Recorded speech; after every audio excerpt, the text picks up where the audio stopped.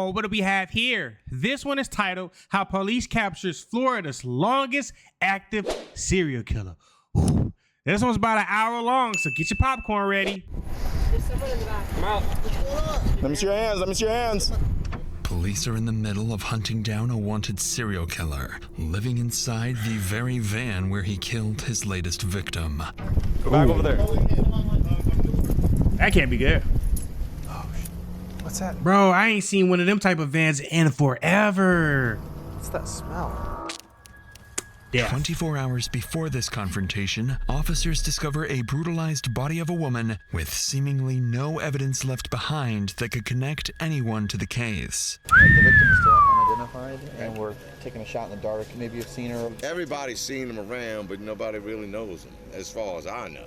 Yeah. When I found out Michelle was dead, dog, and you gonna ask my boss man, it killed me.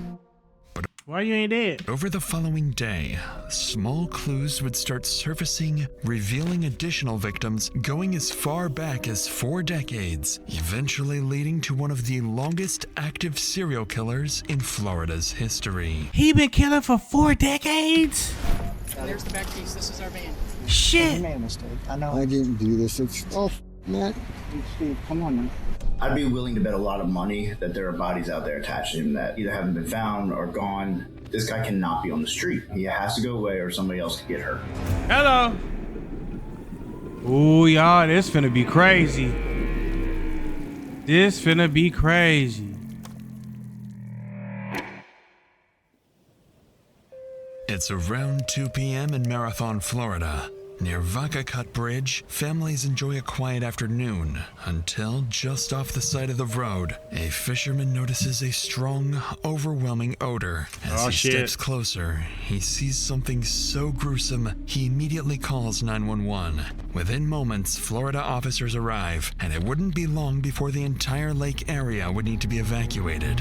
That's one of my biggest fears, is to fucking be out running or doing something and I just see some shit like that. Where's she at?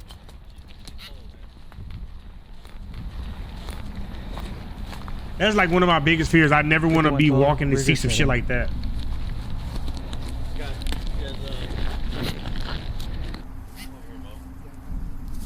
Damn, man. When it's blacked out like that, that's the body. But you can't show that on YouTube. Damn.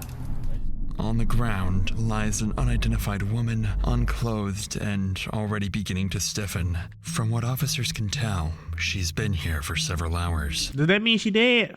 The current near Vaca Cut Bridge is exceptionally strong, with a history of fatal accidental drownings. At first, officers believe this could be another one of those cases, but as they flip her over, that assumption would quickly fade.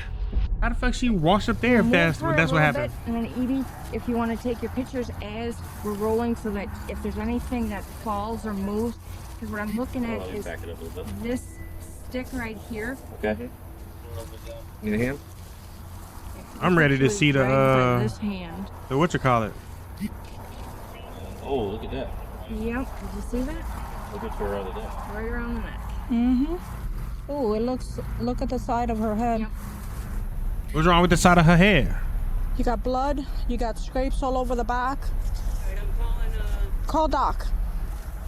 Need to call a coroner. As they examine the body closer, they notice strangulation marks on her neck, blood, and signs of trauma, all pointing to a violent assault. With a potential homicide on their hands, officers call in the on-duty detective, while others begin evacuating the area immediately. Before the detective arrives, officers at the scene continue trying to identify the victim, only to realize it won't be that simple. Anybody recognize her? You know who she is? Mm-mm. Nope. Doesn't appear to be a homeless because she's well kept. She's groomed. I just don't see the clothes. You know what I'm saying? It's too something there. This is Something all like the what? officers know about the woman. No clothing, no ID, nothing to go off of. But not for long, as the on-duty detective soon arrives. Matt Pitcher is a seasoned undercover detective. He doesn't know it yet, but he's about to take down the town's most dangerous killer. Using a multi-hour interview with Pitcher, we'll break down exactly what he was thinking and the complex forensic methods used to crack a near-perfect homicide. I do not have good luck at Thanksgiving time. It just never seemed to work out for me. And so even coming into this, everybody was kind of joking, oh, be prepared for that call. And so I got the call, and then it's kind of evaluating, well, you know, you put out a little bit of hope that, well, maybe it was just a natural death.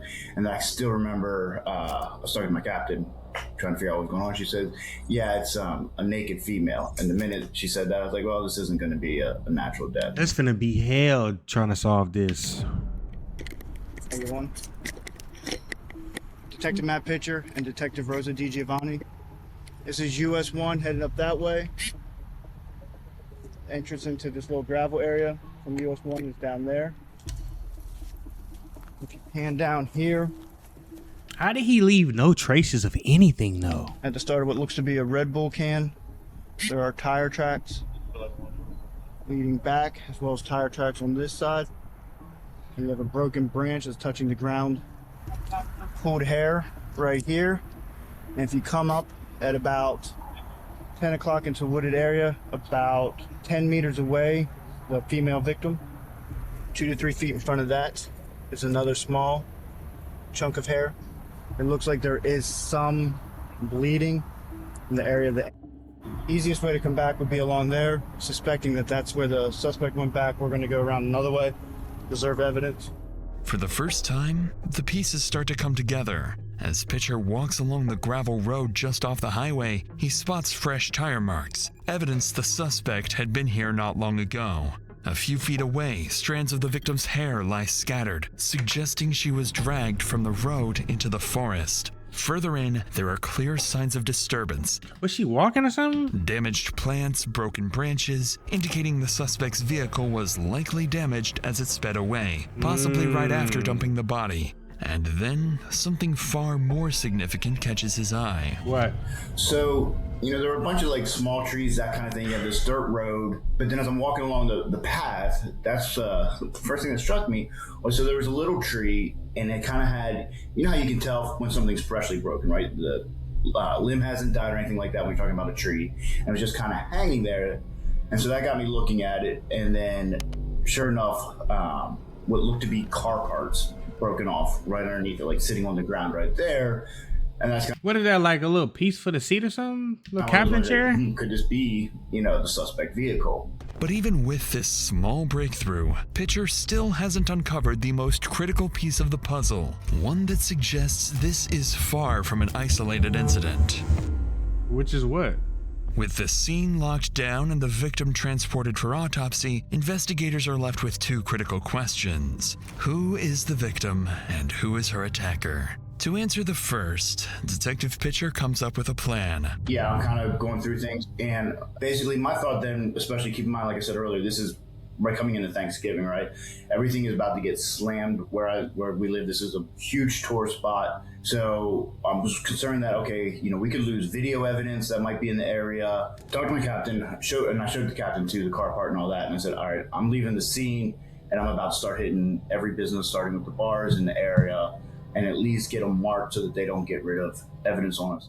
At Pitcher's request, officers go from business to business, searching for any sign of the suspect's vehicle. One missing a black 3x8-inch piece of bumper and showing damage consistent with hitting branches, as well as any indication of a possible daylight abduction. But with no clear timeline for when the murder occurred, the search could take anywhere from hours to days. So Pitcher splits his efforts, directing some officers to focus on the second piece of the puzzle, identifying the victim. He sends them to local businesses, hoping that someone might recognize her. But that's when an unexpected problem emerges. Like what? Hey, sir, you on Detective Brady? This is Detective Bunce. Did they accidentally run into the killer? We're doing we're part of the homicide investigations going on. I don't know if you've heard what's going on there. And we don't know whether the victim is still unidentified, and we're taking a shot in the dark, and maybe if she might have been a patron here. So if it's a graphic photo, but we're going to ask if you have seen her or a couple of bartenders. I'll take a look. So, I've been here the last few nights since Wednesday, so. Okay. That's good to know. Some pictures.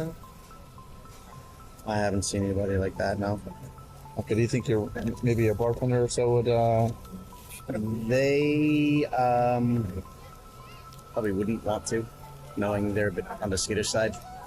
With the victim still unidentified and no sign of the suspect's vehicle, officers are at a loss. With every passing hour, the killer edges closer to vanishing for good, along with any he gonna do it again. chance of solving the case. But just as leads begin to run dry, one bartender would step forward, giving them their first major lead. How you doing, Chris? Hey, how are you? We're gonna... I just got your phone number. 917. And are you willing to look at the photo of the victim and see if you might know her, or it's pretty... It's up to you. Yeah, okay. All right. There's this lady here. You might be able to recognize her. Yes. Okay, do you know her name? Oh. Or perhaps does she drive a car? Or she live at anything where we could try and track? She knew who she was. Yeah, we don't know who she is, so it's very, I don't know how bartenders do it, but they like just be remembering shit that they not supposed to be remembering. very important. We're trying to find out who she is. I can't think of it. Okay, but for sure. Yes, I know exactly who she is. Okay. Definitely. Although the bartender doesn't remember the woman's name, she recalls seeing her multiple times, suggesting she's likely local. And then another bartender approaches. She recognizes the victim too, but still can't provide a name. However, she remembers something else. She had seen the woman working at the Sunset Grill restaurant just a few miles away. With this new information, what is this in Key West? Officers quickly wrap up and rush to the restaurant, realizing they may be moments away from answering one of the case's biggest questions. That's crazy. Don't give up. Hi, I'm Stephanie. Detective Rosa DiGiovanni. The reason that I'm asking is, has she ever worked for you? Oh, she looks familiar. Yes, yes, She did? yes. And I tried to help her. I know. What do you mean you tried to help her? Well, when she first moved here, she worked for us, and You know when that was, more or less? I have all the dates at That my would be house. great. And I feel so bad about what happened to her because I really. Finally, officers have a name, 51-year-old Michelle. But when 51? I thought this was a young victim. detectives check for a missing persons report, they find nothing, leading them to assume the victim has no close family. That is, until her employer reveals something that makes her death even more tragic. What, her last name? Told me, she was from, is it Wisconsin or Wisconsin? I have all her info where she was from, I think. And she had a family. I knew she had children. Oh, man. And no. an ex-husband. She didn't have custody of her children. But she told me she used to be like a therapist, too. Was she messing around? And she goes, I know better. I shouldn't be taking these pills and stuff. And I said, well, you need to get straightened up because I'm going to have to let you go. But she did talk always. I don't know her children. I never met her, but she always talked about them. I don't know how old they were. She always talked about going back. I know our children must be devastated. If you talk to her kids or anything, just tell them that, Does the children even know if the cops can't identify who was the person? she was a wonder. She had a good heart. She did. That's basically what we're trying to get for her kids, She did. And I always thought that too. I thought, God, I wish her kids knew that I really liked Thanks to her employer, officers are able to get into contact with several of Michelle's family members in Janesville, Wisconsin. All of them describe her the same way, kind, with a good heart. But after moving to Florida, she lost That's her? contact with them. This information is immediately relayed to This makes me think about the movie White Noise. Detective Pitcher, who now has one question left to answer. Who is her killer? And that answer may be closer than they think. That time the captain says, all right, I'm going to send a picture of this car part to a buddy of mine who's in narcotics. He is extremely good with cars. She literally sends him this little bit of what turned out to be a bit of a fender. He comes back First thing he sends a text. All right, it's going to be from a van, full-size van like this. Within 15 minutes of that, he sends a picture and says it's going to be this type of van. That picture he sent actually ended up to even be the exact same color, everything as the van, as a suspect van, like to the T. But in my mind, I'm thinking, number one, 50% chance it's actually going to be the suspect vehicle. Being able to match that to vehicle, yeah, probably not going to happen. Naturally, Detective Pitcher is skeptical, but he still— I would be too, because that's too easy. Still relays this information to officers combing through CCTV footage. And to his complete surprise, after 6 hours of finding nothing of value, they're about to stumble upon something big. I don't know how to download it from this system, but he's fixing to go past here in just a minute. Need anything else from us? No, bro. I'm just going to find this vehicle and then try to clip this. I found him. He's right here. Office Max is a ripoff. Oh, they found the killer? Right there. At last, police spot what they believe to be the suspect's vehicle. A black and silver Dodge conversion van, visibly damaged with pieces missing. See, these vans are so old, I ain't seen these shit in years. And once they run its license plate, detectives can begin reconstructing the killer's movements piece by piece. I love technology.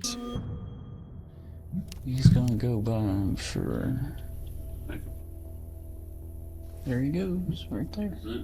Yeah, 1207. He will let you, yeah. See, if this was the early 20s, he would have kept getting away with this shit. But it's 2020 something. Yeah. That's the van right there. That's crazy. There it is. Yeah. All right, 1240. He had to stop somewhere. 12:39. What we get from Alfredo's? Alfredo's was 12:08:23. So that's 4 minutes. 4 minutes and 17 seconds. You had to stop somewhere quick. 4 minutes, 17 seconds. It wasn't sitting in traffic for 4 minutes. Maybe. That's a big. So where can he stop between Fredo's? Huh? Trade ones. Trade ones. Or if he came in here.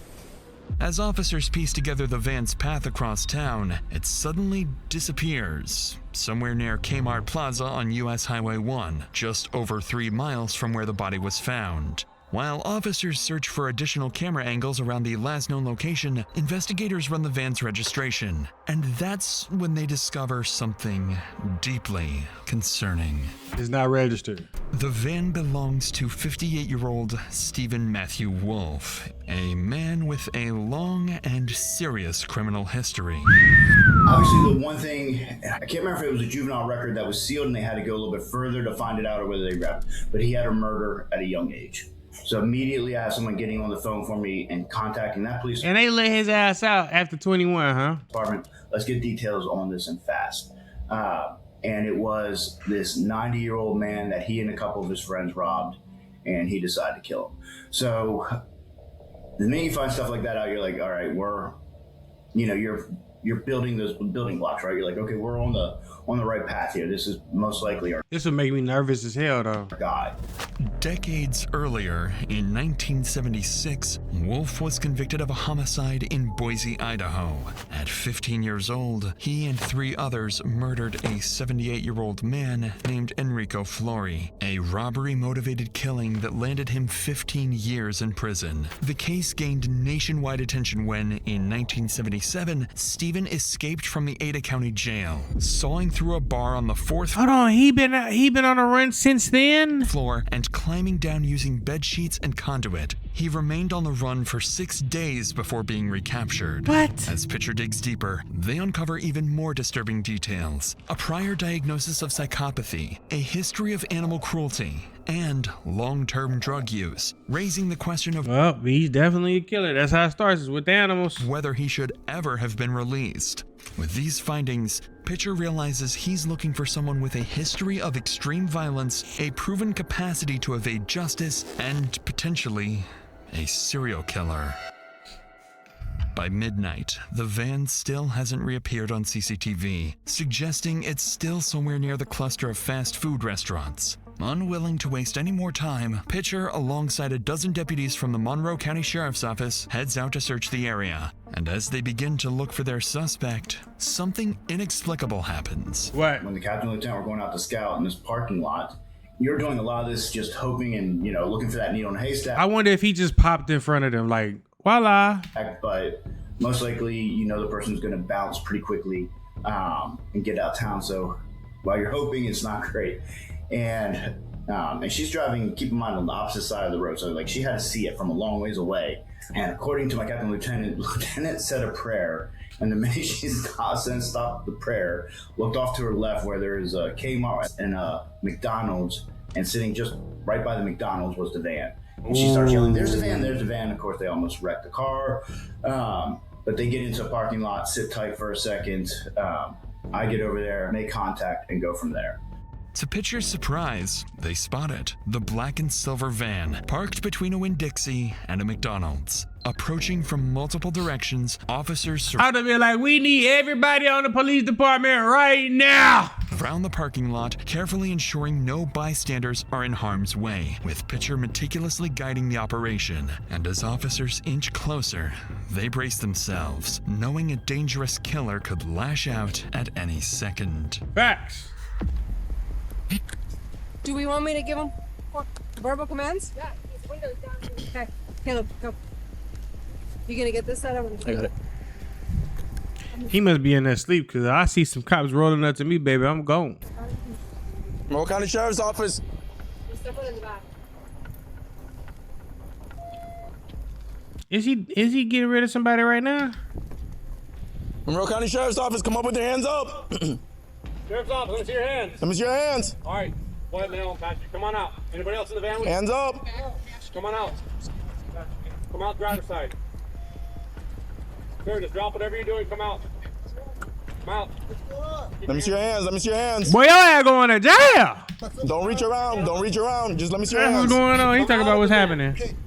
Go back towards the back of your van. Anybody else in the van? No. Any weapons? Get a handcuff. Get in.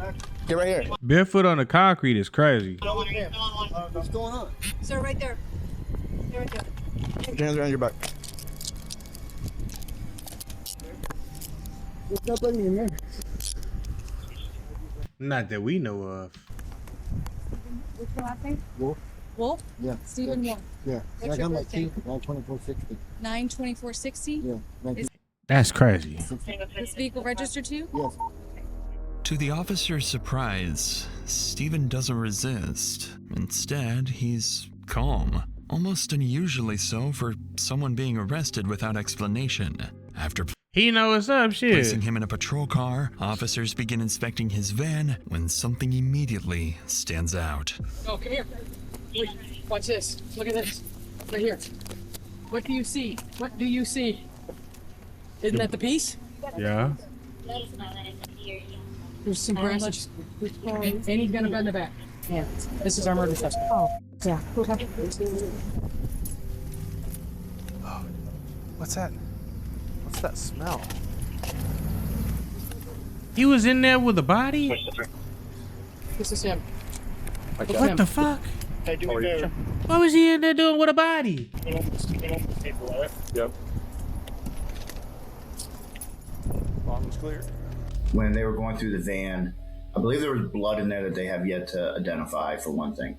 There was, unfortunately, underwear in the van that appeared to be used. There was other women's underwear in there. So I 100% think that there are bodies out there attached to him that either haven't been found or gone. There's all these, little details that too many to overlook.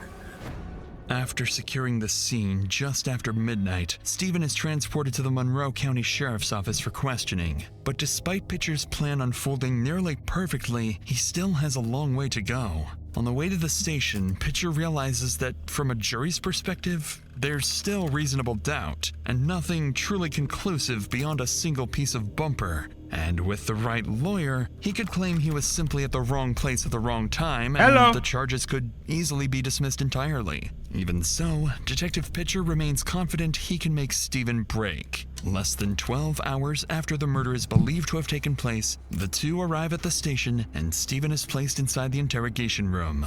Both Pitcher and Stephen have been in these situations before, and each of them believes they have the perfect plan to outsmart the other. But before we get to that, after a long day at work, We are not watching no apps.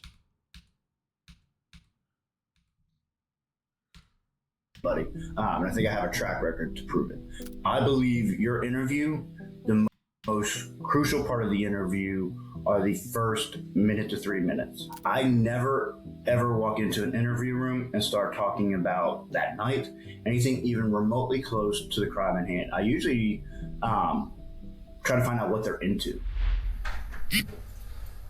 All right, Steven. This has got to be a real eerie moment, bro. I'm recording. Right now, you just being detained, all right? She kicked it. Before I can talk to you, obviously, you know, I got to do something. Yeah, if it's all right, I'll let you have this for a minute. All right. Well, here's the deal. We have some questions about yesterday. Maybe you can walk me through it and help me out a little bit. Tell me about your day yesterday. Just walk me through the day, if you would. All right. I'm curious when we were talking at the police car for a second, actually, come here. You said something about vodka cup. Yeah, I went in there today. I used to sleep. I was looking for a place to sleep. I used to go down there and sleep in that little circle in the back, but I couldn't get in there. Not very good. That's what the damage to my car was. That's when I did that. That's when you did that? Yeah. What time was that? I almost got stuck. Yeah, that's never good. What time was that? 3:30ish, I guess. I don't know, this afternoon. Okay. It was all sandy, washed out, trees. What the fuck is he talking about? All gone. I said, I can get back there. I started back down the road. I said, shoot. Trees, I like my man. I scratched it all up. I didn't even know I'd heard it until I got to the library here and walked down. I said, God dang it, I broke the shroud. It was already cracked anyway. Yeah. So would you try to back out and that's how you hit it? Yeah, there wasn't no turning around. You can't, that thing turns like a boat. I couldn't turn around. I almost got stuck. as Stephen calmly explains, he damaged the vehicle while turning around, searching for a place to sleep. But what catches Pitcher off guard is this. If Stephen is responsible, he's just placed himself at the scene of the crime for reasons Pitcher can't yet explain. So, Pitcher searches for something more concrete, something incriminating, but what he finds would come as a complete surprise. Can I just get you to put your fingers out like this? Thank you so much. Give me just 2 seconds. Oh. Again, if you would, just kind of the best you can. And this is going to be a lot harder, but flip them up a bit. Hey, that was a lot easier for you than I thought it would be. What you looking for? What's that? So what you Just any kind of marks. I'm not gonna show you no I scratches. got no marks, no scratches, no nothing. Good deal. Tattoos, I got What's your tattoos. name? I know you got tattoos. They're pretty good ones. How'd you get them done? I got them down in prison, Idaho. Idaho? I had a bad. I was 15 years old and got in trouble. I got a homicide. Oh, that's no fun. How long did you have to lay down for? 15 and a half years. 15 and a half years? Oh, wow. It's a long, sad story. But it wasn't enough because you decided to kill again. Well, you're out now. I left that idiot in there. I brought out a addict, but kicked that too. Okay, you guys 1 second. I just want to talk to my partner for a You can second. do whatever you need to do. Just let's get this done. Whatever we're doing here. I appreciate it. Just be quiet. I am. Baffled by the lack of scratches on Stephen's hands, Pitcher pauses the interrogation, fully realizing the evidence they have so far is insufficient for any breakthrough, especially after learning this is far from his first run-in with police. For now, there simply isn't enough to charge him, so Stephen remains in holding. Investigators know time is against them. I'm about to say, if they let him go, he's booking it. I would be gone on a first way ticket to Cuba. Anybody that hate the U.S. shit.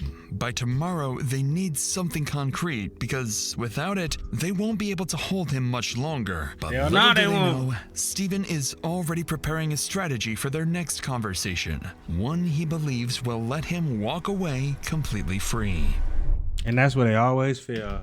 Sometimes it's better to shut the fuck up. With Steven still in custody, Detective Pitcher begins receiving tips from multiple Marathon residents, each claiming to have vital information. We By got some approximately breakthroughs. 10 a.m., officers are dispatched to follow up on every lead, hoping one of them holds the key to the case. And it wouldn't take long for police to realize Michelle may not have been the only target, and Steven may not have been the only suspect. What? Okay.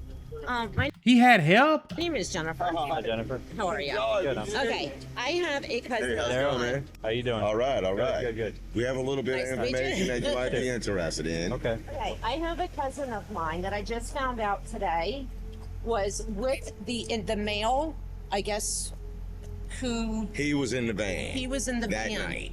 All right, go ahead. Hey, Greg. You just placed yourself in the middle of a murder investigation? I don't think that's smart.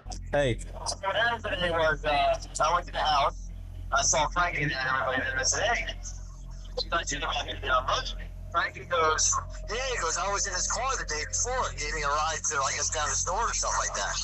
I said, wait a minute. I said, Frankie gave you a ride? I said, you were in that van? He goes, yeah.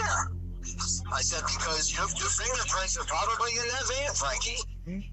And I said, if you don't go talk to somebody. They found a fingerprint. Exactly. And that's not going to look good for you. Afraid of being implicated, locals begin coming forward, bringing new information about Steven. They reveal he wasn't alone the night before the murder, just hours before the woman was killed. So does the other guy have cuts on his hand? He had been driving around town with two other people in his van, and one of them is about to show up to speak to the detective. Hey, Tracy. How are you? Good. I'm sorry. Everybody knows me here. Yeah. Except the rookies, of course. Well, I don't know you. So you were in the van with Frankie and... Yep, he come up to the library. I asked him if he would take us to go to the store so we could get something to drink. Okay. Is what the hell was said. I've known him for a little while now. Oh, okay. I never thought that he would do some off the wall, excuse my language, like this. Yeah. Okay, I am shocked. I am floored. All right, to be honest with you. Right. What if this happens to me? It Yeah, could we have don't want it to been. happen to anybody. And that's why I want everybody to come together and we can Well, get like I told one of the deputies that knew me, I I don't know if he your type. said, listen, I mean, you his type. I'm fixing to either sleep over here at the library or else I'm gonna sleep on y'all's doorstep over here. Thanks to Tracy, officers are now able to piece together Steven's movements leading up to the murder. But before the detective leaves, Tracy would go on to mention one more name: Terry, a close associate of Steven. Officers immediately recognized the name. After confiscating Steven's phone, they discovered a 5-minute call with someone named Terry just hours before the murder is believed to have taken place. Oh, shit. Looking further into his background, they also realized they've spoken to Terry before in connection to a sexual assault case. Oh, they're not they tag teaming, making him a potential suspect alongside Steven. Got to be more careful. Within the hour, they arrive at Terry's house, but from the moment they approach him, something feels off. And unlike the others, they would have a much more difficult time getting Terry to talk. Hi, how are you? No, I just need to talk to you about Michelle. Please. Please. We know you didn't do it, man. No, you didn't do it, honey. We heard you're friends with her, that's all. And we just want to talk to her friends. I put down a cross for her. Did you? I know. That's all. We just want to talk to her friends, man. That's it. No, He look like he be messing around too. no, listen, Terry. We just want to see. When was the last time we saw her, Terry? Man, come on. No, Terry, I ain't got listen. nothing You're to not. say. No. Yeah, you're not- because I done been through this with you before when they tried to get me. Terry, let me talk. You don't have to talk to you. I'm not saying and that. Michelle close to me. I don't want to talk. Terry, just listen for a second. Terry, just listen for a second, man. Listen for a second. I'm not listening. Listen, all we know is that last time Michelle was saw was on the 17th. We're trying to track down her timeline, man. If you cared about her, wouldn't you want to help us? You can't tell me who I cared about and all that. I'm not talking. The guy who did it, I don't even want to talk about Michelle, bro. What if your fingerprints is in the car and they say that you were part of it? Then what? You just gonna walk away from that too, or you just gonna get charged? Okay, I'm not trying to be mean, but I know how y'all do. Just like with the man, when I didn't do it. So no, I ain't Get to say, man. Do no wrong.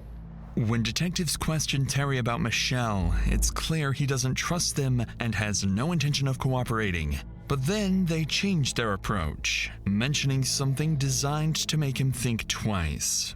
So did you know Steven? I don't know nobody. Really? Why'd he call you then? I don't know. Really? Because you talked to him for like 5 minutes on the day he murdered her. On the day what?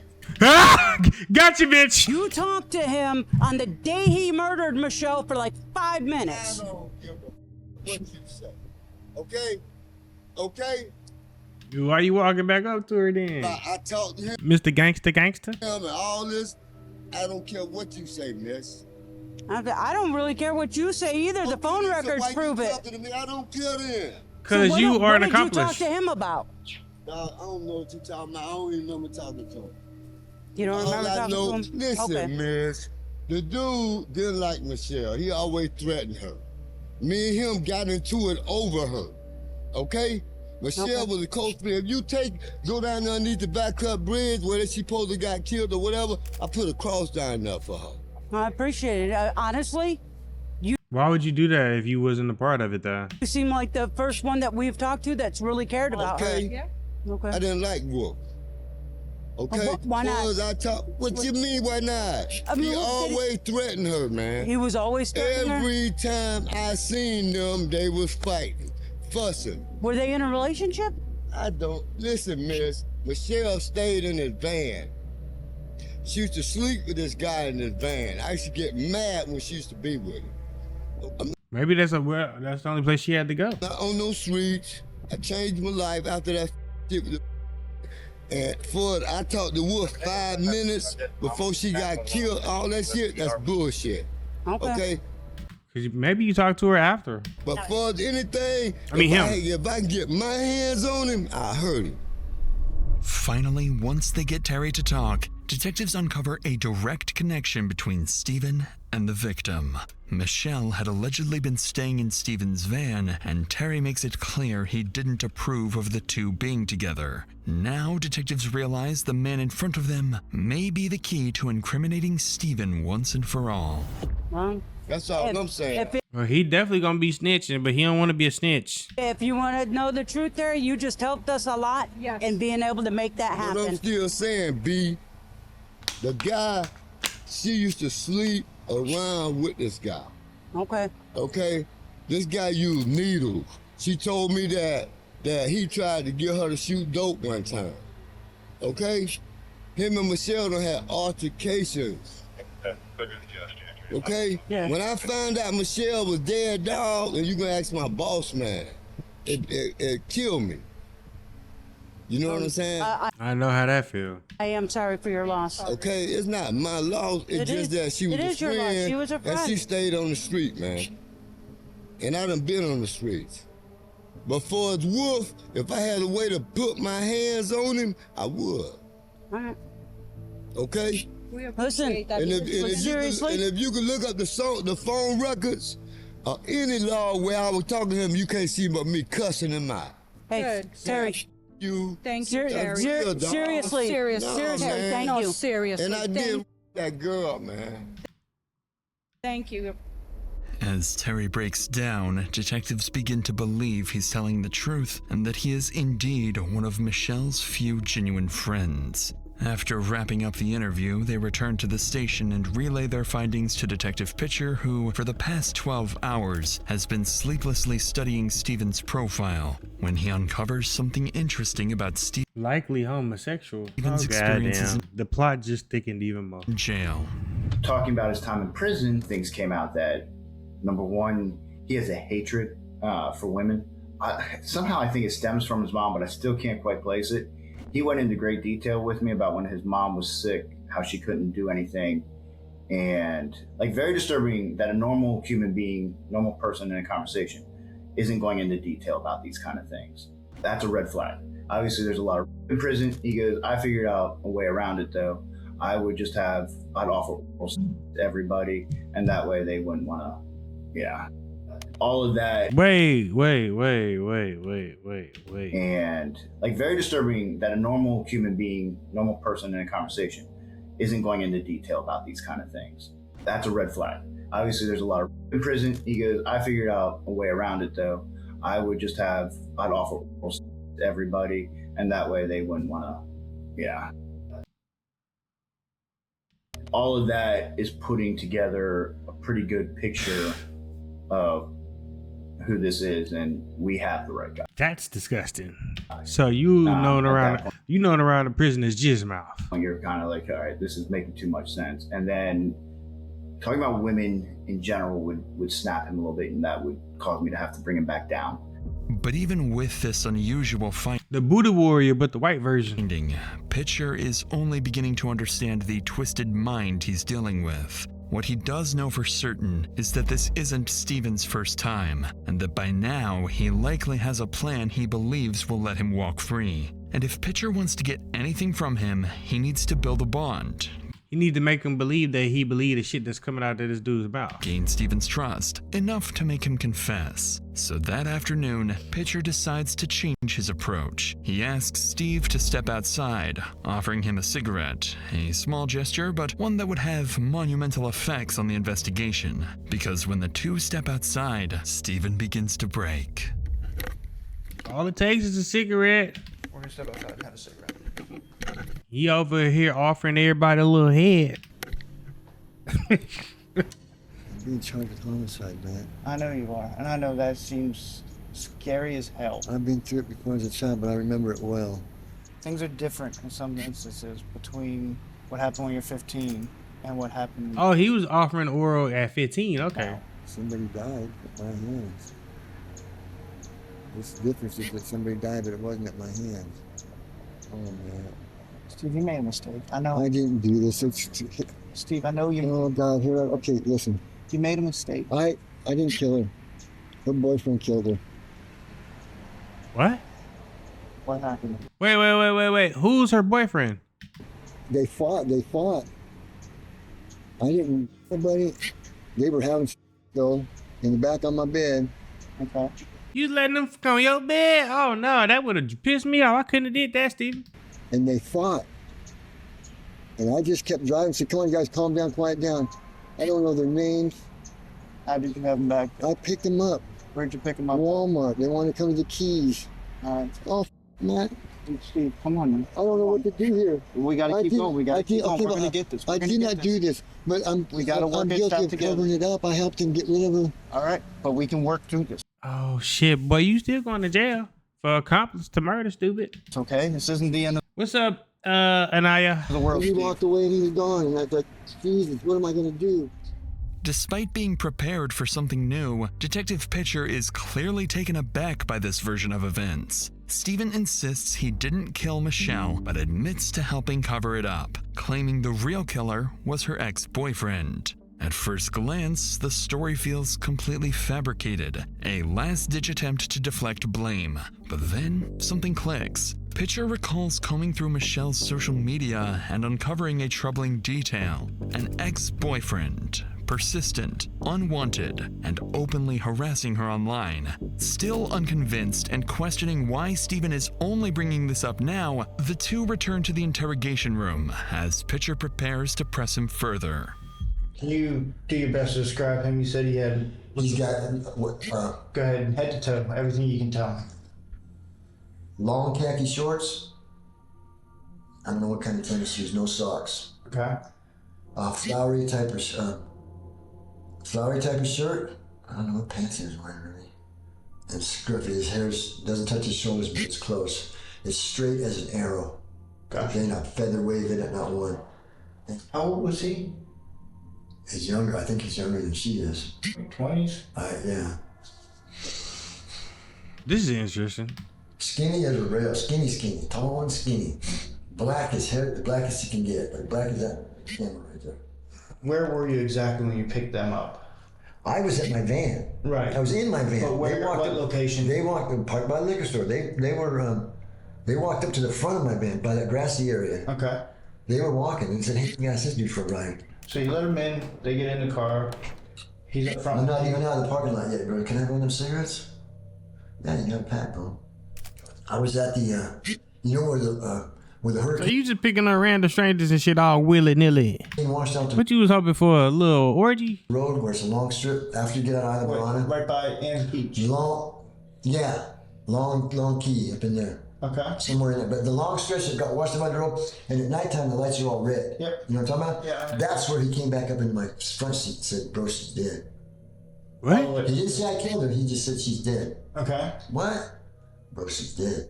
My brain was thinking, if she's really dead, I'm really... I would have been driving his ass right to the police station too. Call the police. Yep. But he's right there next to me. Call the police. And I didn't pick up the phone. And I pulled down in there. I can't go very And far. you said it was your idea for vodka cut? I was thinking, I gotta get rid of this. I gotta get rid of both of them, but I gotta get her out of here now. And hold on, did you did him too? he jumped out. He pulled the door open. He pulled her out. I seen it. I heard her. Actually, I Was she dead? Oh, she hit the ground, I think. Yeah, I remember thinking, oh, Jesus, that's not good. And I'm in trouble. I'm in trouble, man. Y'all believe this shit? I don't know. I don't know how to feel about this. And I called the police. I could have backed over, but I couldn't get out, man. Actually, I couldn't have backed over if I'd have tried. It took me that long. I'd have run his ass over and called you right then. I should have called you as soon as he got out of the van. Give me 1 second, okay. Despite Stephen's emotional I don't know how to feel about that one. What you guys think? Telling his description of the killer doesn't match the ex-boyfriend. The man detectives had identified was older with short gray hair and a heavy build, but Stephen describes someone completely different, younger, slim with pin-straight black hair. And that's not all. Something major has just taken place outside the interrogation room. The full forensic examination of the van is complete, and the findings are even more disturbing than expected. What did they find? Now we have the search warrant to the van. They start going in it, and immediately there are a lot of toys, a lot of homemade toys. We knew sheets were missing, that kind of thing. Like, we were missing a lot of evidence. There was also, we had to start cutting out he had a homemade bed in there too, so we had to cut out the mattress of that, the floor. What? There was blood, a little, not a ton, but a little bit of blood on some of that, that's big evidence. We need it. Alongside what Pitcher has just revealed, investigators uncover even more disturbing evidence. Strands of blonde hair matching the victims, women's underwear, and a child's swimsuit. And more concerning still, the only DNA found belongs to Stephen and the victim. This is far more incriminating and far more convincing than anything Stephen has told them. So Pitcher prepares to confront him with the evidence, and with nowhere left to shift the blame, his reaction would say it all. I cannot wait to see his facial reaction when they tell him what they got. I'm just gonna be flat out honest and be blunt. You messed up. This is inside your van. That's our victim's hair, Steve. Steve. No. This is the victim's underwear. No, it's not. What is it? And Steve, you missed some blood. You missed under... I didn't do that. You missed cleaning up the blood on the cushion under the sheet. Ooh. Steve, I'm telling you, I'm not... Steve, you done. You cooked. Your ass going to jail. I'm not lying to you. I hear you. I understand. And this is your chance to be honest. I've been honest with you. I have been honest with you. That's not the victim's hair. That's not her panties. Well, tell me about those panties. Is it a dude? Oh, Jesus, you're going to tell who they lie. If I tell you who they are, you're going to tell them, and then they're going to know that I have. Oh, Steve, right now you're looking at murder. You get okay. There's Susan. They have Susan's door. Susan who? That's Jerry's wife. The lady that was just with that dude? Nah, I know you fucking lying. Wait. For real? Yeah, you guys sometimes. I put them once and they were dirty and I put them in there. Okay. And the hair? I don't have no idea. And the blood under there?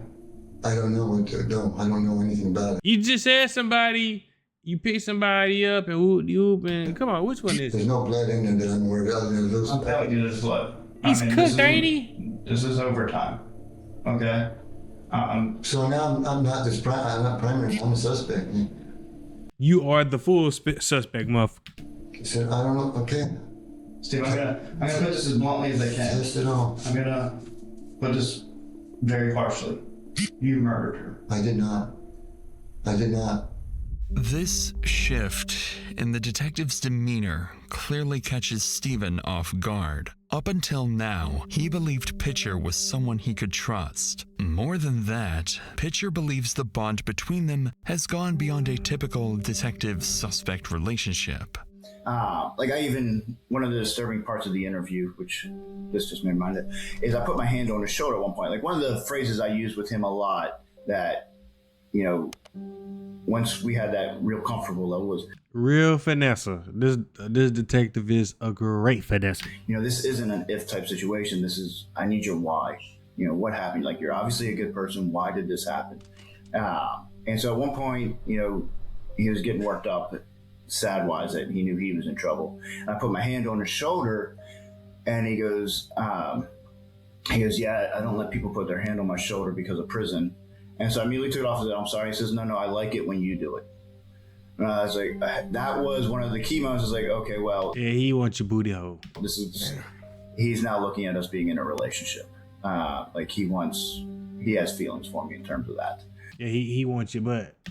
He was putting me, in his mind, in an awkward position to have to testify. Like, I don't know if part of him thought that I had feelings for him and that he was putting me in an awkward position, making me testify against him. I've never even come close to having anything like that happen before. As Pitcher explains, this unusually strong bond is both beneficial and detrimental to the investigation. Although Stephen appears to want... But Stephen freaky as hell. To be honest, he seems afraid of hurting Pitcher's feelings. But unbeknownst to Stephen, that bond is entirely one-sided, because Pitcher is about to confront him with even more evidence he failed to cover up. Can you explain the blood on the cushion under the sheet? No. My leg, I guess, but that's not going to cut it. I know. So, I'm going to go to jail for homicide? I will check with the state attorney, but as of right now, I'm afraid that's most probably. Oh, geez, guys, I'm not the guy. What? Okay. Can I, let's backtrack. I understand this is not good. Because you were at the crime scene. We have you at the crime scene. Because and not the black guy that you described. Correct. Yeah. And then you didn't report the wreck, but there was minor damage. I get that. I have an issue there. Then we have you come into the library using a dumpster where there's blood in the dumpster. And you told me you put trash there. Yeah. And then we search your van, which you say nobody has been in that van besides Tracy and Charlie. And that was a couple days ago. Yeah. And the hair doesn't match that person. Why is he looking at him like that, bro? I don't know what you guys are talking about. Apparently, all this sequence of events was because I came back down here. So I looked more swear. And who's logging? The worst part about it is that you're convinced that it's me. What is that? More panties. In my van? Let me see that again. Her bikini bottoms. Those are Susan's too. Everybody is Susan's? I wouldn't worry at all about Susan's, Steve.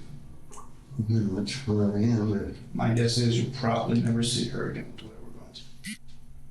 To Stephen's surprise, on the night he was found, officers recovered a bloody shirt that had been disposed of nearby. And despite it all, Stephen would continue to deny that he had killed Michelle. Of course. At this point, it doesn't matter. They don't need a confession, because the final and most disturbing piece of the puzzle has just come to light.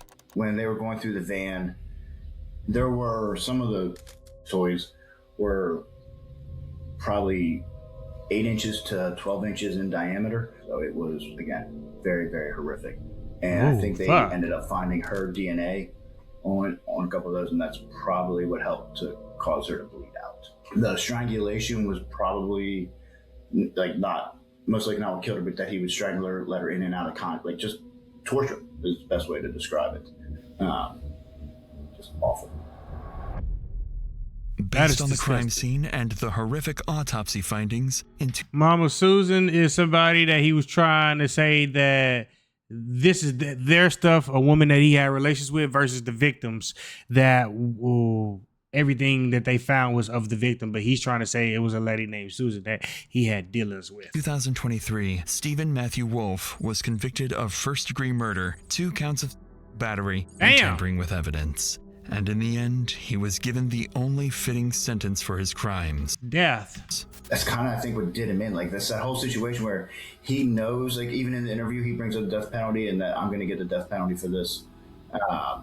Yeah, so maybe the first time in Florida, if not, it's only been 1 or 2 times where every member of the jury believed he should get the death penalty.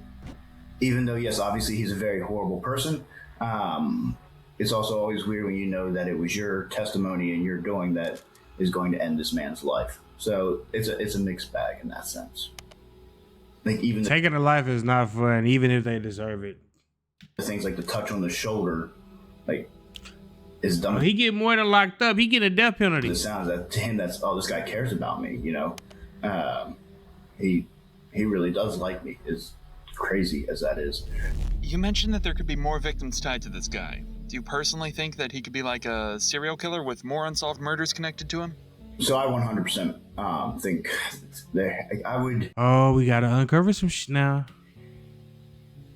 I'd be willing to bet a lot of money that there are bodies out there attached to him that either haven't been found or gone. He got a boat. All you gotta do is chop him up and feed him to the sharks. He was a homeless guy who lived in this van, and you have long periods where you can't even say where he's at. He was skeptical on telling us other locations, kind of thing. Everything just pointed. I mean, we even had when they were going through the van. I believe there was blood in there that they have yet to identify, for one thing. What? That didn't come back to either one of them. There was, unfortunately, underwear in the van that appeared to be used.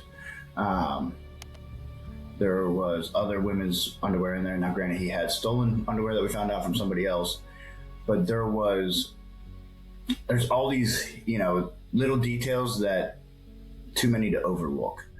As Pitcher finishes recounting one of the most disturbing cases of his career, 6 years after Michelle's murder, he is now retired. But the weight of what he uncovered leaves behind questions that were never fully answered. In terms of this type of crime and the brutality, this one head above all the rest. And I've definitely had some interesting ones in my career. I'm in the process of writing a book. Actually, I did undercover work that I can say legitimately nobody else has done. First year, I spent 2 years with the mob and then was asked to infiltrate a domestic terror group. Had everything from being interrogated for 8 hours to shooting with a psychopath who I was positive was going to kill me one day and who also happened to be my best friend and hated police more than anybody. But I did prevent the bombing. Credited with saving over 100,000 lives. Out of all the complex investigations Detective Pitcher worked on, Stephen's case continues to linger. And as of late, April 2026, Stephen remains on Florida's death row, refusing to tell Pitcher whether there are any other victims. And with an execution warrant potentially right around the corner, that answer may die with him. Damn, at least tell him, bro. You ain't got nothing else to lose. But that's it, baby. Thank you guys for tuning in. Shout out to all my supporters. I love you.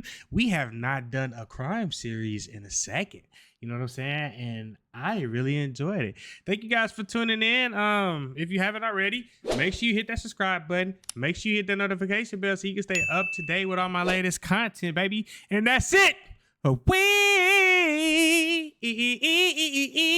Out.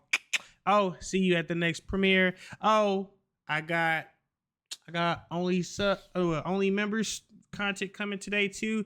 This is gonna pop up like a venereal disease. See you there or be square. Hey, yeah.